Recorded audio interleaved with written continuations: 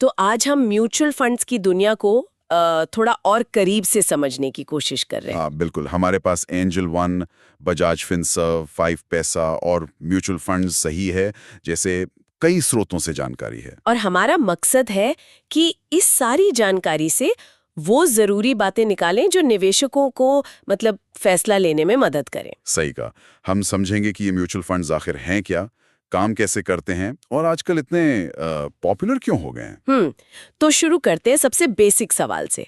Mutual fund आखिर है क्या चीज? देखो, सीधे शब्दों में कहें तो ये एक तरह का सामूहिक निवेश है। मतलब पूल है पैसों का। पूल मतलब? कई सारे निवेशक हैं, वो अपना पैसा एक जगह जमा करते हैं। अच्छा। फिर एक प्रोफेशनल फंड मैनेजर होता है, एक्सपर्ट। वो उस जमा हुए पैसे को सोच समझकर अलग अलग जगह लगाता है। जैसे स्टॉक्स में हाँ या बॉन्ड्स में? हाँ बिल्कुल, स्टॉक्स, बॉन्ड्स या दूसरी सिक्योरिटीज, इनका एक मिक्सचर बनाता है जिसे पोर्टफोलियो कहते हैं। अच्छा, तो मतलब एक अकेला बंदा नहीं बल्कि एक एक्सपर्ट पूरी जमा पूंजी को संभाल रहा है। हाँ, और क्योंकि पैसा एक जगह नहीं बल्कि कई जगह बटकर लगता है, तो जोखिम भी कम हो जाता होगा, है ना? एग्जैक्टली इसी को डाइवर्सिफिकेशन कहते हैं। ये म्यूचुअल फंड का एक बहुत बड़ा फायदा है। एक ही शेयर या सेक्टर में सारा पैसा डूबने का खतरा कम हो जाता है। बिल्कुल सही। अच्छा, और क्या फायदे हैं? मैंने पढ़ा कि ये उन लोगों के लिए खासकर अच्छा है जिनके पास खुद रिसर्च करने का या अपना पोर्टफोलियो संभालने का टाइम नहीं है। ये बात भी सही है। प्रोफेशनल मैनेजमेंट एक बड़ा प्लस पॉइंट है। अनुभवी मैनेजर होते हैं, वो पूरी रिसर्च करते हैं, फिर फैसले लेते हैं। हालांकि ये भी ध्यान रखना चाहिए कि हर मैनेजर का अपना स्टाइल होता है, तो वो आपके रिस्क लेने की क्षमता से मैच करता है या नहीं, ये देखना जरूरी है। ये तो जरूरी पॉइंट है। और क्या फायदे? एक और बड़ा फायदा है सरल एक्सेस, मतलब आसानी से निवेश कर पाना। आसानी से मतलब? कितना आसान? आप SIP सिस्टमैटिक इन्वेस्टमेंट प्लान के जरिए सिर्फ 100 रुपए या 500 रुपए महीने से भी शुरू कर सकते हैं। 100 रुपए से? सच में? हाँ बिल्कुल। इससे एक तो निवेश की आदत बनती है और छोटी रकम से शुरुआत हो जाती है। वैसे एक मुश्त यानी लमसम का ऑप्शन भी है। ये तो कमाल है। मतलब निवेश करना अब बहुत आसान हो गया है। सही कहा। फिर लिक्विडिटी भी है, मतलब जरूरत पड़ने पर जो ओपन एंडेड फंड्स होते हैं उनकी यूनिट्स बेचना आसान होता है। पैसा वापस मिल जाता है हाँ, जल्दी। ज्यादातर मामलों में। और लागत भी सीधे शेयर खरीदने के मुकाबले ट्रांजैक्शन कॉस्ट वगैरह कम हो सकती है। आपको बस एक एक्सपेंस रेशियो देना होता है। एक्सपेंस रेशियो वो क्या होता है? वो फंड को मैनेज करने की सालाना फीस होती है। ये जितनी कम हो उतना अच्छा। डायरेक्ट प्लान में ये कम होती है। ओके, और टैक्स का भी कुछ फायदा होता है सुना है? हाँ, ELSS फंड्स होते हैं, इक्विटी लिंक सेविंग स्कीम। उनमें सेक्शन 80C के तहत टैक्स छूट मिलती है, 1.5 लाख रुपए तक। अच्छा, तो फायदे तो काफी है।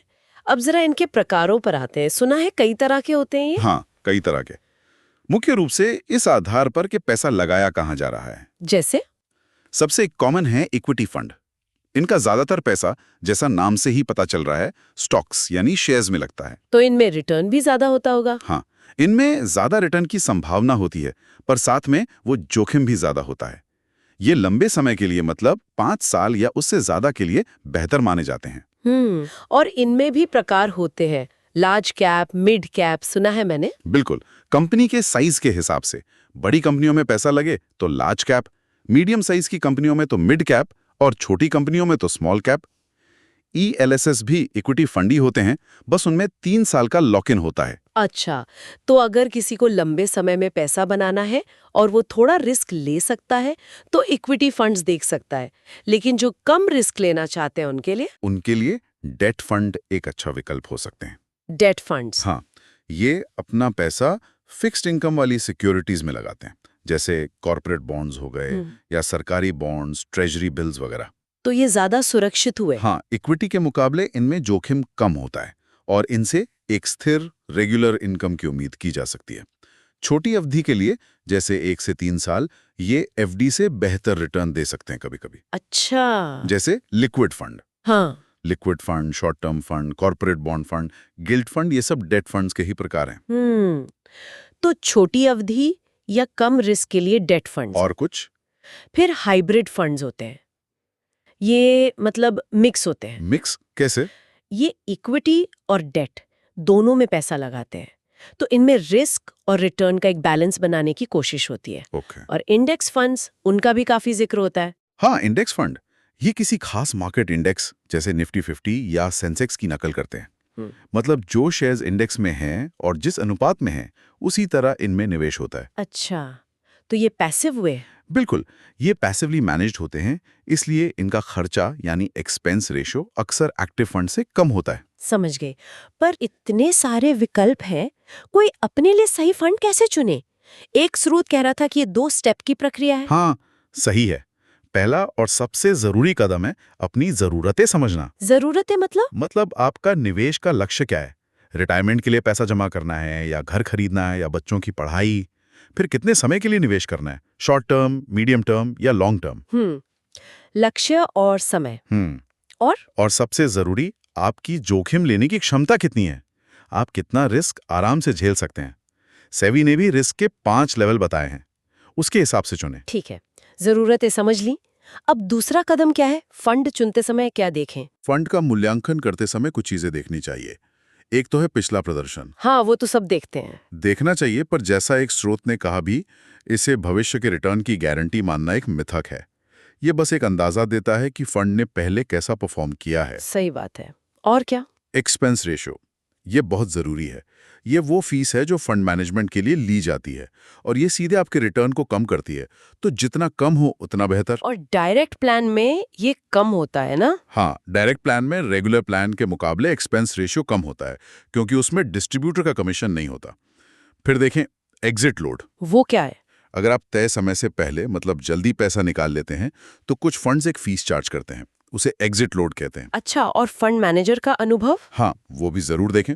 फंड मैनेजर कौन है, उसका अनुभव कितना है, उसका पिछला ट्रैक रिकॉर्ड कैसा रहा है। ठीक है। एक और सवाल जो बहुत कॉमन है, एसआईपी करें या एकमुश्त यानी लमसम? हाँ, ये बड़ा सवाल है। देखिए, एसआईपी यानी सिस्टमैटिक इन्वेस्टमेंट प्लान उन लोगों के लिए बहुत अच्छा है जो हर महीने थोड़ा थोड़ा निवेश करना चाहते हैं। जैसे नौकरी पेशा लोग? हाँ, या जो नए निवेशक हैं। इससे अनुशासन बनता है। और एक और फायदा है रुपए की औसत लागत का। रुपए की औसत लागत मतलब जब बाजार गिरता है तो आपके उतने ही पैसे में ज्यादा यूनिट्स आ जाती हैं, और जब बाजार चढ़ता है तो कम यूनिट्स आती हैं। लंबे समय में आपकी खरीदने की औसत कॉस्ट कम हो जाती है। अच्छा, ये तो बढ़िया है। और लमसम? लमसम में आप एक बार में ही बड़ी रकम लगा देते हैं। अगर आपको लगता है कि बाजार अभी नीचे है और ऊपर जाएगा और आपकी टाइमिंग सही बैठ गई, तो कम समय में अच्छा रिटर्न मिल सकता है। लेकिन इसमें रिस्क भी ज्यादा हुआ। हाँ, बिल्कुल। अगर टाइमिंग गलत हो गई और बाजार गिर गया तो नुकसान भी हो सकता है। तो एसआईपी को ज्यादातर लोग कम रिस्की मानते हैं। अच्छा, एक स्रोत ये भी कह रहा था कि म्यूचुअल फंड्स जोखिम प्रबंधन में भी मदद करते हैं। वो कैसे? वो मुख्य रूप से डाइवर्सिफिकेशन की वजह से, जैसा हमने शुरू में बात की थी। हाँ, कि पैसा कई जगह बटा होता है। हाँ, तो अगर एक या दो निवेश अच्छा नहीं भी करते तो पूरे पोर्टफोलियो पर उसका असर कम पड़ता है। सही। इसके अलावा प्रोफेशनल मैनेजमेंट है और सीबी जैसे रेगुलेटर का नियंत्रण भी रहता है। ये सब मिलकर जोखिम को कुछ हद तक कम करने में मदद करते हैं। लेकिन जोखिम तो फिर भी रहता है ना? ओह बिल्कुल, ये याद रखना बहुत जरूरी है। म्यूचुअल फंड निवेश बाजार की जोखिमों के अधीन है।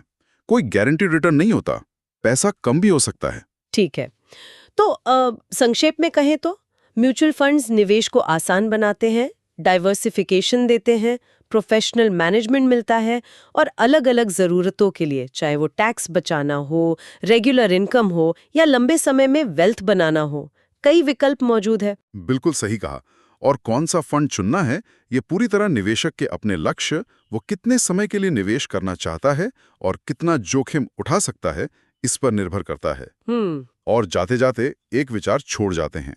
जैसा एक स्रोत ने पूछा था, क्या वाकई कोई सबसे अच्छा यानी बेस्ट म्यूचुअल फंड जैसी चीज होती है? सोचने वाली बात है। या फिर सही फंड बस वही है जो किसी व्यक्ति की अपनी खास जरूरतों और परिस्थितियों के लिए सबसे ज्यादा फिट बैठता हो? शायद इस पर सोचने से सही फंड चुनने में और भी मदद मिले।